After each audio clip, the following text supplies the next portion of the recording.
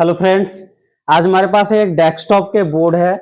और जो डेस्कटॉप के बोर्ड में सबसे ज्यादा जो प्रॉब्लम आता है वो VRM सेक्शन से आता है, स्टैंड बाई सेक्शन से आता है। तो आज हम आपको दिखाएंगे कि VRM सेक्शन को स्टेप बाय स्टेप कैसे चेक करते हैं। अगर आपके भी डेस्कटॉप के कोई भी मदरबोर्ड हो तो उसके VRM सेक्शन से रिलेटेड अगर कोई प्रॉब्लम आ रहा हो तो उसको आप सीमेटिक डायग्राम से कैसे ट्रेसिंग कर सकते हैं, उसमें कहाँ पे प्रॉब्लम है ये कैसे फाइंड कर सकते हैं, तो वो आज हम आपको दिखाने वाले हैं। ये हमारे पास गीगाबाइट का बोर्ड है और आज हम इसको दिखाएंगे कि कैसे हम यहाँ पे VRM सेक्शन का ट्रेसिंग करेंगे। तो हम यहाँ पे 24 पिन ATX कनेक्टर को कनेक्ट कर लिए और ये 4 पिन ATX कनेक्टर है। अब हम यहाँ पे पावर बटन को प्रेस करते हैं ताकि हम आपको सारे वोल्टेज को मेजर करा के दिखा पाए। तो यहाँ पे हमारी जो पावर बटन है इसको हम ट्रिगर करते हैं और ये ट्रिगर किए तो ये हमारा SMPS चलने लगा है। तो अभी हमारा बोर्ड ऑन है, तो ये कंप्लीट ओके है, लेकिन फिर भी हम आपको स्टेप बाय स्टेप दिखाते हैं कि कैसे इसमें आप ट्रेसिंग कर पाएंगे।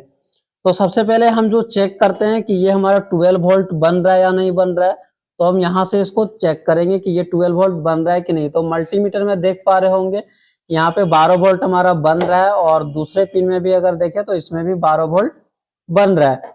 तो अब हम आगे का चेक करेंगे। तो उससे पहले हम एक बार हमारी सीमेटिक डायग्राम ओपन किया हुआ है, ये हमारे पास डायग्राम ओपन है। तो हम इसको थोड़ा सा जूम कर लेते हैं ताकि आपको अच्छे से दिख जाए। तो यहाँ पे जो आपको दिख रहा होगा ये एक मॉसफेट है, एक पेयर का है, और नीचे में दूसरा पेयर है और ये तीसरा पेयर है। तो तीनों में यहाँ पे Vin आपको दिख रहा होगा, इसमें 12 वोल्ट इनपुट होता है। तो यहाँ पे जैसे ये इनपुट होगा तो इसके गेट का रिक्वायरमेंट होता है, क्योंकि जब तक ये गेट इनेबल नहीं होगा तो ये पास नहीं करेगा। तो उसके लिए ये गेट जो है वो इस IC से कनेक्टेड है, जो ये VRM IC है। अब इसमें हम चेक करेंगे कि इसमें वोल्टेज हमारा कहाँ पे कितना कितना बन रहा है, तो ये ओके है। चलिए अब फिर से हम बोर्ड में एक बार चेक करते हैं, फिर IC में आपको सीमेटिक में हम आपको चेक करा के दिखाएंगे। तो यहाँ पे हमारा जो ATX कनेक्टर में यहाँ पे प्रॉपर वोल्टेज बन रहा है। तो आपको जब भी VRM सेक्शन का ट्रेसिंग करें तो आपको हमेशा देखने को मिलेगा जितने कोयल यहाँ पे लगा हुआ रहता है उतने पेयर में आपको मॉसफेट देखने को मिलता है। अगर यहाँ पे देखें तो 1 2 3 कोयल है, तो यहाँ पे 6 मॉसफेट है। तो इतने पेयर में मिलेगा, एक आपका मेन मॉसफेट होता है, दूसरा सपोर्टिंग, तीसरा फिर से मेन और एक सपोर्टिंग। तो अब यहाँ पे अगर हम चेक करें तो इसमें हमारा एक ये मेन मॉसफेट है जिसमें 12 वोल्ट आ रहा है इसके ड्रेन पे। तो ये हमारा मेन मॉसफेट है। फिर दूसरे को छोड़ के फिर अगले को जब हम चेक करेंगे तो यहाँ पे ये हमारा मेन मॉसफेट है और फिर ये लास्ट वाले मेन मॉसफेट है। तो ये सारा हमारा मेन मॉसफेट हो गया। बाकी के जो सपोर्टिंग मॉसफेट है तो उसको एक बार हम चेक कर लेते हैं। तो मेन मॉसफेट में हमारा PCC आ रहा है, इनपुट आ रहा है। अब हम एक बार IC को चेक करते हैं। तो IC को चेक करने के लिए एक बार हम फिर से सीमेटिक को देखेंगे। यहाँ पे देखिए हमारा Vin जो IC का है वो Vin 17 नंबर में आ रहा है, इनपुट जो हो रहा है वो 17 नंबर में आ रहा है, और एक आपका VDD में भी आ रहा है इनपुट। तो एक बार हम 17 नंबर में चेक करते हैं क्या इसमें हमारा Vin आ रहा है। तो IC में जब हम चेक करेंगे, ये हमारा IC है जो VRM सेक्शन का IC है, और अगर इसके 17 नंबर पिन को हम देखें तो यहाँ पे हमारा 17 नंबर पिन है।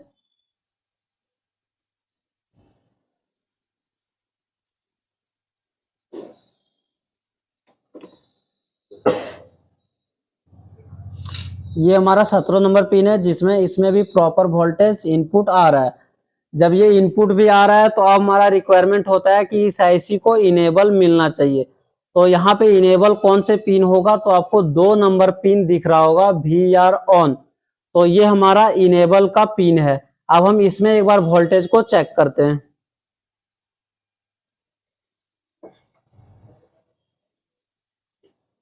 ये हमारा जो एक डैश दिख रहा है ये 1 नंबर को पिन को डिनोट करता है, और इसी के बगल वाला हमारा दूसरा नंबर पिन होगा। तो हम एक बार दूसरे नंबर में चेक करते हैं।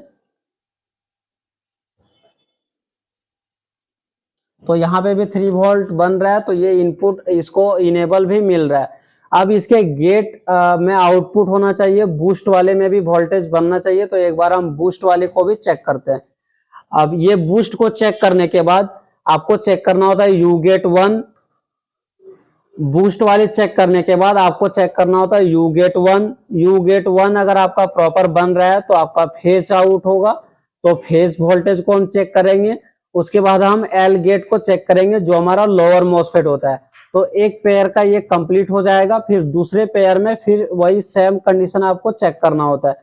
तो इसी तरीके से आप पहले दूसरे तीसरे को चेक कर लेंगे। चलिए अब हम फिर बोर्ड में चेक करके देखते हैं।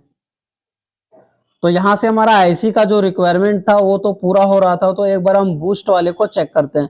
बूस्ट वाले चेक करने के लिए इस आईसी के पास आपको एक कैपेसिटर देखने को मिलता है।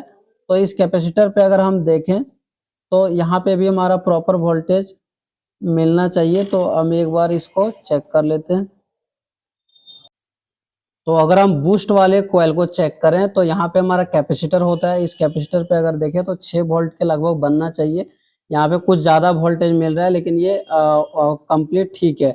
अगर दूसरे साइड चेक करें तो जो हमारा मेन मॉसफेट और सपोर्टिंग मॉसफेट से जो आउटपुट होता है वही वोल्टेज मिलना चाहिए। तो 1.74 मिल रहा है। तो आगे हम चेक करते हैं कि हमारा फेज कितना आउटपुट हो रहा है। तो यहाँ पे अब बूस्ट को चेक कर लिए।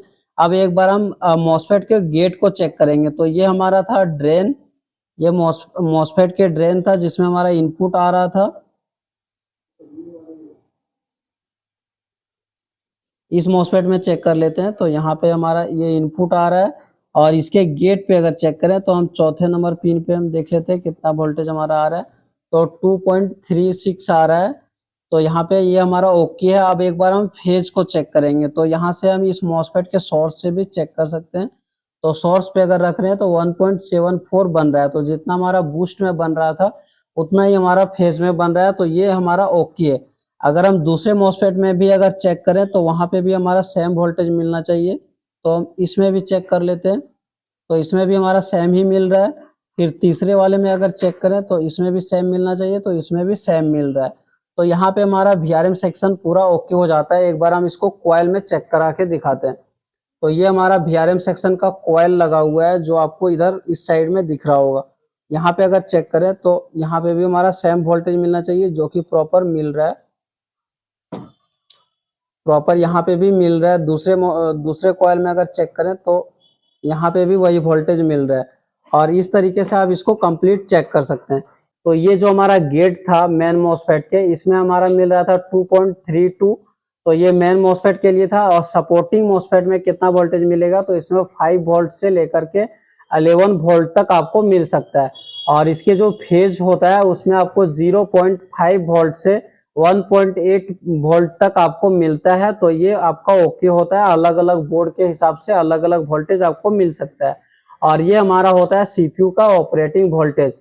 ये वोल्टेज अगर आपका मिसिंग होता है तो सीपीयू आपका वर्क नहीं करेगा। लेकिन बहुत सारे कंडीशन में ऐसा होता है कि आपका सीपीयू खराब होता है। तो इस सेक्शन को चेक करने से पहले आपको एक बार सीपीयू ओपन करके आपको चेक करना है। अगर आपके बोर्ड में शॉर्टिंग बता रहा है वीआरएम सेक्शन में, तो सबसे पहले आप सीपीयू को बाहर निकालेंगे और फिर से ग्राउंड से चेक करेंगे कि जो आउटपुट कॉइल में शॉर्टिंग बता रहा था, ग्राउंड से बीप कर रहा था, वो हट गया या नहीं हटा। अगर नहीं हटता है सीपीयू निकालने के बाद तो आप वीआरएम सेक्शन को स्टेप बाय स्टेप चेक करेंगे। अगर वो सीपीयू निकालने के बाद हट जाता है तो आपका सीपीयू शॉर्ट है और आपको सीपीयू चेंज करने का जरूरत है। तो इस प्रकार से आप कंप्लीट वीआरएम सेक्शन को चेक कर सकते हैं। अगर आपको लैपटॉप डेस्कटॉप रिपेयरिंग सीखना हो तो आप हमारे इंस्टीट्यूट एसएमटीसी धनबाद को ज्वाइन कर सकते हैं। हम यहाँ पे card level chip level training कराते हैं लैपटॉप डेस्कटॉप के। और भी हमारे इंस्टीट्यूट में कोर्सेस होते हैं mobile repairing, laptop repairing, AC fridge cooler, house wiring, stabiliser.